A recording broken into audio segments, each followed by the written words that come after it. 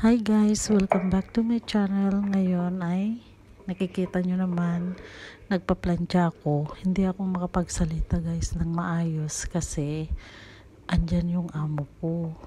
Ang ginawa ko lang is nag-video ako, pinatong ko yung cellphone ko dun sa tabi ng lababo. Tapos, ayan, nag-video ako para naman mai-upload, 'di ba? Kasi mahirap din dito sa work ko kasi alam nyo ba, naka-Alexa sila. Tapos ang daming mga speaker, katabi ko lang yung monitor ng Alexa nila.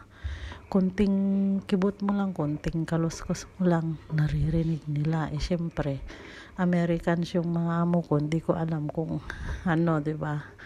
Kasi andyan sila, may monitor din sila sa kwarto nila, naririnig nila lahat yung mga pinagagawa ko or pinagsasabi ko, kaya minabuti ko na lang na nag-video guys, kasi mahirap din naman, nakakahiya, baka sabihin nila hindi ako nagtatrabaho, kasi kada kwarto guys may speaker, kaya mahirap pag ganito ang amo, nakamonitor ka kahit lumabas sila or kahit mag-isa ka lang, syempre nakamonitor yan doon sa cellphone niya.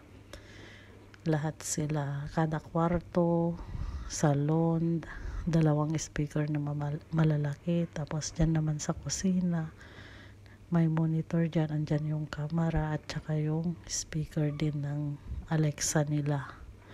Kaya mahirap guys, ayan, ang dami ko pang plantsahin. Tingnan nyo, kita nyo yan, malaki din ang bahay nila guys, kasi 2 piso ito, 2 flat, parang kumbaga isa, pagbuuin mo chalet yung bahay nila, pero syempre kailangan pagtiyagaan kasi mahirap naman pag walang trabaho.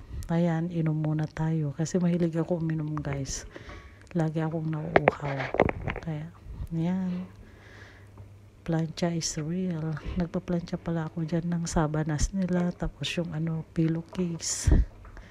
Naglaba kasi ako kahapon ng sabanas, kaya kailangan kong planchahin para sa susunod na linggo naman yan, pagpapalit ng pillowcase. Ayan guys, tuloy lang ang plancha. Kita nyo naman, ang dami, di ba? Dami kong plancha kasi 4 sila pero yung lalaki, yung amo ko namang lalaki, laging nagbibiyahe, minsan 2 weeks sa US, 2 weeks sa Madrid, ganon. Kaya silang 4 lang, pero grabe sila mag gamit ng damit. Grabe yung magsuot ng damit, tapos hindi nila yung pijaman nila, hindi na nila inuulit, ganyan sila.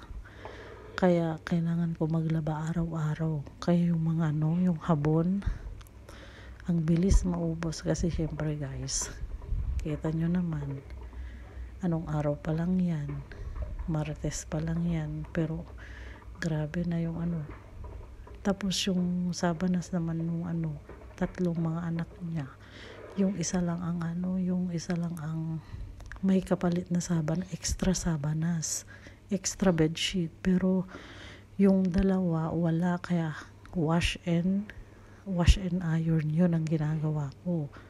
Yang hirap pa magpatuyo dyan sa magpatuyo dyan sa tawag mo to, dryer, luma na siguro yan, kaya mahirap. Kaya pag nahihirapan ako pag wash and iron and put ganon.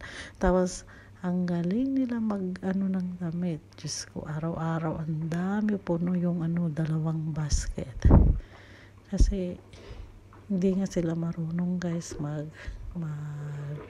yung ulit-ulit ba ng uniform or damit, yung kahit yung pantulong man lang sanang iulit, hindi.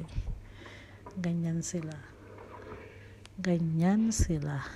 kagaling gamit ng damit. Tingnan ninyo. Kaya tuloy lang ang plancha. Kayo guys, anong ginagawa nyo? Mga na to, alas 3:30, alas 4 na to ngayon. Kasi hanggang alas 6 lang ang work ko sa kanila. Kaya pag tinatapos ko na yung lahat ng plantsahin kasi kinabukasan marami na naman akong plantsahin, marami akong labahin, plantsahin, ganon. Kaya kailangan tapusin ang trabaho. Bye guys, thanks for watching.